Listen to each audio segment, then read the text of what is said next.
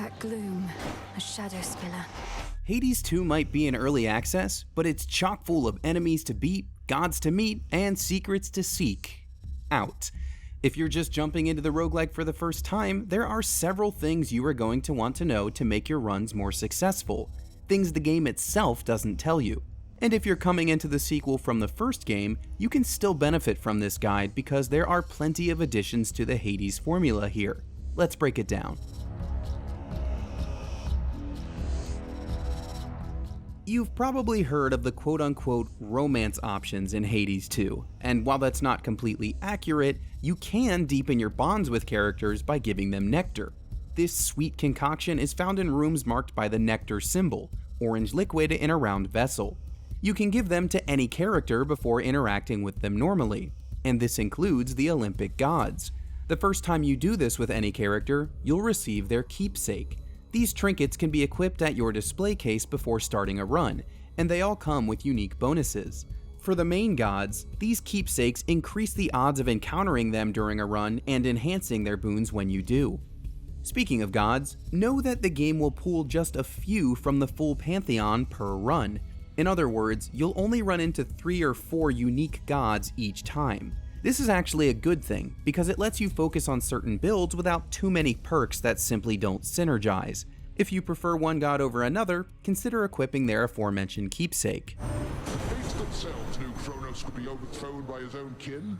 When selecting your boons from the gods, you might notice that many fall into certain core categories, augmenting your attack, special, cast, sprint, and mana recovery.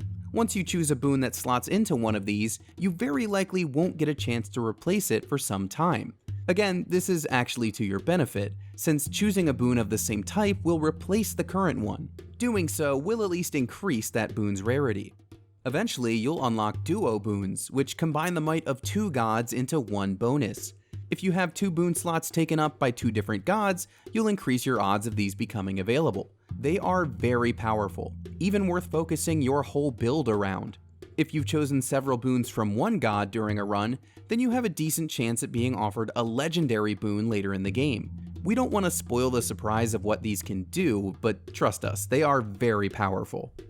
Getting 2 boons in one room makes you pretty powerful too. Later in a run, you can see doors marked by 2 different god icons. In the following room, you can choose to receive a boon from one of them, which will be an insult to the other.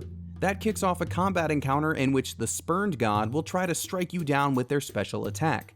Survive, and you'll actually be able to get a boon from them too. Obviously, these double boon rooms can be quite dangerous, but there is a big reward alongside that risk. You'll quickly notice that some enemies in Hades 2 have a yellow health bar over top the regular red one. This is armor. While it's active, they'll take reduced damage and cannot be staggered by your attacks. The good news is that other effects such as freeze do still apply here. Those make it much easier to whittle down their armor bar and finally break through their defenses. If you get too caught up in attacking and want to dodge cancel, know that you cannot do that in this game. You can, however, cancel out of a standard attack by using your special. This is particularly useful for those of you who prefer the Moonstone Axe. It's slower, with attacks that require a wind-up. Since its special move is a guard, canceling into this when you need to defend will actually save you a good amount of damage.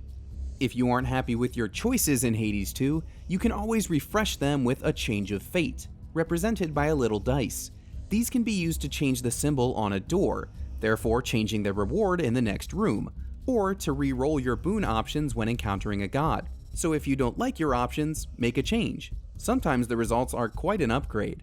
To get Changes of Fate, you need to equip specific Arcana cards before a run. The Fates, the Seer, and the Champion all confer this item. Speaking of cards, Milenoe can only equip a limited amount, and this is governed by her grasp. That's represented by the green circle around her on the right side of the Arcana screen. What you might not realize is that you can actually tab over to that part of the screen and click on it. By spending Psyche, you can increase your grasp and equip more cards at once. So that's it. You should use every tool at your disposal to make it through the underworld's randomly generated rooms, and that includes environmental hazards. Attacking certain objects will actually work in your favor in each region. Erebus, for example, has trees that can be chopped down, damaging enemies as they hit the ground. Oceanus is full of water jets and explosive tanks. If you can catch enemies in your cast or round traps like this, you can really put the hurt on them. The rooms you conquer are also tied to certain timers back at the crossroads, such as Hecate's Cauldron or Charon's Chest. You can also plant seeds just past Odysseus' spot. The number over these objects indicates how many more rooms you need to clear before the brew, chest, or plant is ready. So when you see 0, that's actually a good thing. Go collect your items. Finally, if you need to pause and come back to a run later, you can do that. Just hit quit in the pause menu. Your progress is automatically saved, and the game will tell you how recently that happened. It's pretty frequent. If you need to take a break, it's totally cool. But now that this video is over, you're probably ready to get right back into playing the game some more. We'll leave you to it. Just remember that you can always find more tips, tricks, strategies, and all the other Hades 2 help you need on IGN.